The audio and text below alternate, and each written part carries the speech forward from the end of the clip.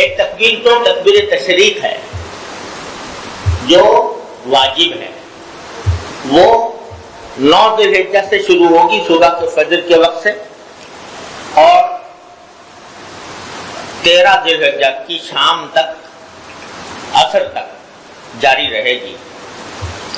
وہ تو واجب ہے، یعنی ہر نماز فرض کے بعد اللہ اکبر لا الہ الا اللہ، اللہ اکبر وللہ الحمد، یہ تکبیر تشریق کہلاتی ہے۔ یہ تکبیر کرنا اس وقت تو واجب ہے، اور اس میں اختلاف ہے کہ یہ صرف مردوں کے لیے ہے یا عورتوں کے لیے بھی ہے۔ ہمارے حضرت والد ماجد رحمۃ اللہ علیہ کا فتویٰ یہ تھا کہ عورتوں پر بھی ہے، اور نماز کے بعد ان کو بھی 9 ذی الحجہ سے لے کر 13 ذی الحجہ تک ہر نماز کے بعد آواز سے کہیں، اور عورتیں آہستہ سے کہیں، آہستہ کہیں، اور یہ تو واجب ہے 9 تاریخ سے شروع ہو۔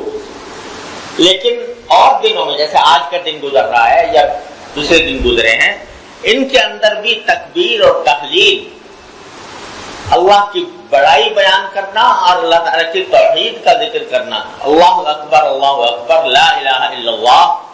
اس کی فضیلت احادیث میں آئی ہے، اور صحابہ کرام کا یہ معمول نقل کیا گیا ہے کہ ان دنوں میں وہ تکبیر کثرت سے کہتے تھے، یہاں تک کہ حضرت عبداللہ بن عمر رضی اللہ تعالیٰ عنہ سے مروی ہے کہ وہ بازار میں نکلتے تھے اور ان دنوں میں اور بلند آواز سے کہتے تھے اللہ اکبر لا الہ الا اللہ، اللہ اکبر، اور ان کی آواز سن کر دوسرے لوگ بھی تکبیر کہتے تھے، اور یہاں تک کہ بازار گونج اٹھتا تھا تکبیروں سے۔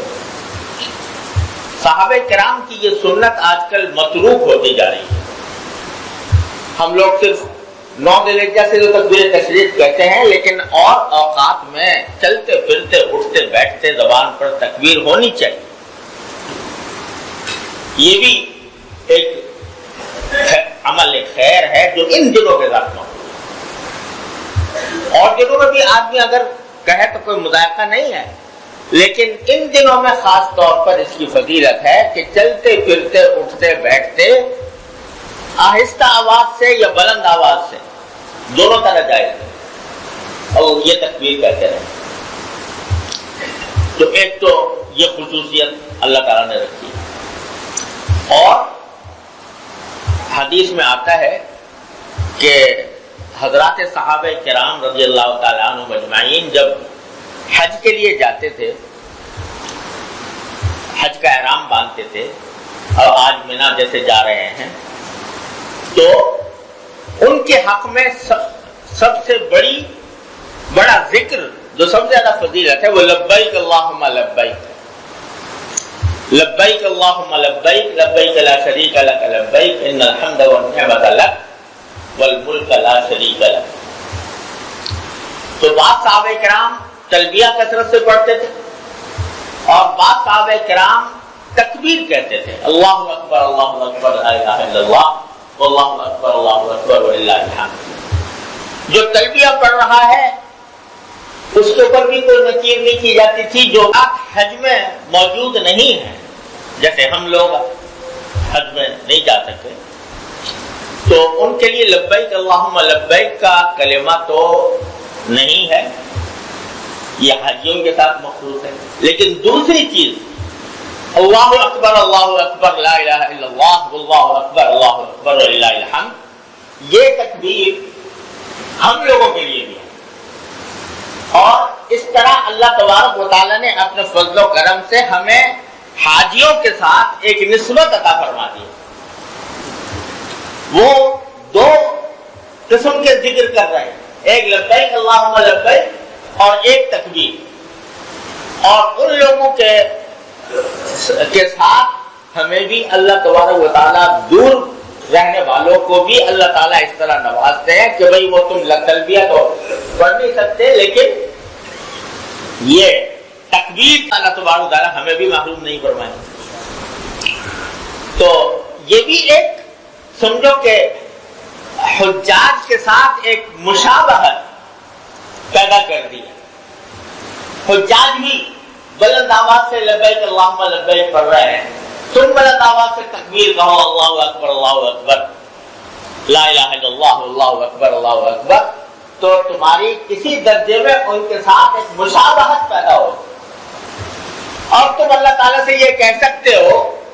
کہ تیرے محبوب کی یا رب میں صورت لے کے آیا ہوں، تیرے محبوب کی یا رب شباہت لے کے آیا ہوں، حقیقت اس کو تو کر دے، میں صورت لے کے آیا ہوں. تو شباہت یہ بھی ایک بڑی نعمت ہے. شباہت پیدا ہو جانا کسی اللہ والے کی، کسی عبادت گزار کی،